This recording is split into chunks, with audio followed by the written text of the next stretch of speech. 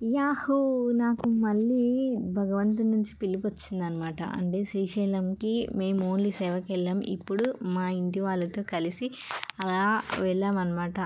ఎప్పటినుంచో అనుకుంటూ ఉన్నాం అందరం వెళ్దామని.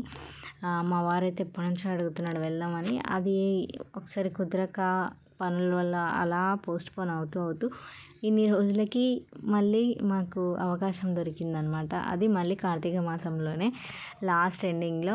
ఇక్కడ నుంచి వెళ్ళానో లేదో 10 రోజులకి మళ్ళీ వచ్చాననమాట. ఇది విశ్వబ్రాహ్మణుల సత్రం అనమాట. మేము సేవకొచ్చినప్పుడు వెళ్ళడం కుదరలేదు. కానీ మళ్ళీ ఇలా ఫ్యామిలీతో వచ్చినప్పుడు వచ్చాము. మా సత్రంలో కొంచెం విశ్వబ్రాహ్మణులకు పట్టింపులు అంటే కొంచెం పద్ధతులు కూడా ఎక్కువగానే ఉంటాయన్నమాట. అలాగే ఉంటుంది సత్రంలో కూడా.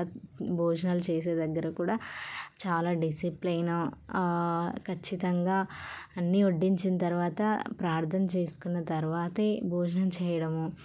ఇవన్నీ అన్ని సత్రాలలో ఇలా ఉండదు. నేను చూశాను, వెళ్ళాను కూడా. అంతటా అలా ఉండదు. కానీ ఈసారి కూడా మాకు దర్శనానికని వెళ్తే సేవ కూడా దొరికింది. ఇక్కడే మా సత్రంలోనే.